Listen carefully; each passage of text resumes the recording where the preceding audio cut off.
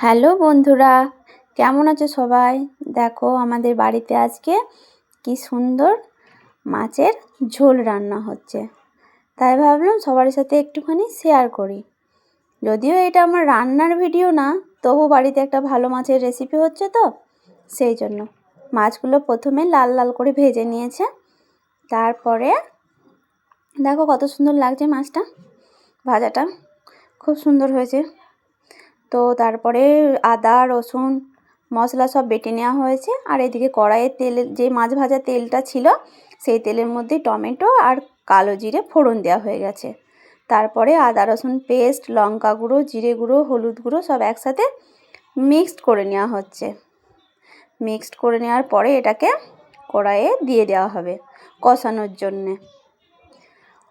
আর আলুটা আগে থেকে সেদ্ধ করে রেখে দিয়েছে যাতে করে তাড়াতাড়ি হয়ে যায়। আর কম তেলে রান্না তো, ভাজতে হলে বেশি তেল লাগতো, সেই জন্য আলুটাকে সেদ্ধ করে রেখে দেওয়া হয়েছে যাতে অল্প তেলের মধ্যে পাতলা ঝোল হয় আর খেতেও খুব সুন্দর হয় সেই জন্য। তো মশলাটাকে কষানো হয়ে গেছে, কিছুটা পরিমাণ মতো নুন দিয়ে দেওয়া হলো। তারপরে একটুখানি টেস্টের জন্যে চিনি দিয়ে দেওয়া হলো। চিনিটা যারা খায় না তারা না দিতেও পারে, কিন্তু আমাদের একটুখানি টেস্টি না হলে বেশ ভালো লাগে না, তো সেই জন্য চিনিটা এখানে আমরা ব্যবহার করি। আর আলু সেদ্ধর জলটা একটুখানি দিয়ে দেওয়া হলো। এরপরে ভালো করে মশলাটাকে কষানো হবে। যখন তেলটা ছেড়ে আসবে তখন আলুগুলো দিয়ে দেওয়া হবে। আর ঝোলটা মোটামুটি দেখে তো মনে হচ্ছে কষানোটা বেশ ভালোই হয়েছে মশলাটা। ঝোলটাও আশা করছি ভালোই হবে খেতে। তবে খেয়ে রিভিউ দিতে পারবো কি না জানি না পরে। তো তোমরা একবার বাড়িতে ট্রাই করো, দেখবে কেমন হবে খেতে। তারপরে তোমরাই আমাকে কমেন্টে বলো এই রান্নাটা করার পরে যে মাছের ঝোলটা কেমন হয়েছে। ঠিক আছে বন্ধুরা। আর দেখো এদিকে আলুটাকে বেশ কষানো হচ্ছে। আর আলু সেদ্ধর যে জলটা ছিল সেই জলটা আমরা ফেলিনি, এটাই ঝোলের মধ্যে ব্যবহার করে দিচ্ছি। যতটা জল লাগবে ততটা জল দেওয়া হয়ে গেল। তারপরে ঢাকা দেওয়া হয়ে গেল।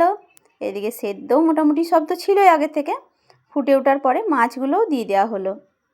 এরপরে মাছগুলো একটুখানি ফুটিয়ে কিছুক্ষণ ঢাকা দিয়ে রেখে তারপরে নামিয়ে নেবো আমরা ঝোলটা।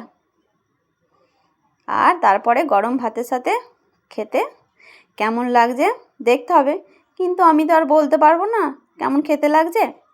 তো তোমরা একবার ট্রাই করো ঝোলটা, তারপরে তোমরা আমাকে কমেন্টে জানিও যে কেমন হয়েছে তোমাদের হাতের এই মাছের ঝোলটা। ঠিক আছে বন্ধুরা। আর আমার এরকম ভিডিও যদি দেখতে তোমরা পছন্দ করো তাহলে কমেন্ট করবে। যদিও রান্নাটা আমি করিনি, আমার দিদি করছে রান্নাটা, তবুও দেখবে খেতে কেমন লাগে। টাটা বন্ধুরা।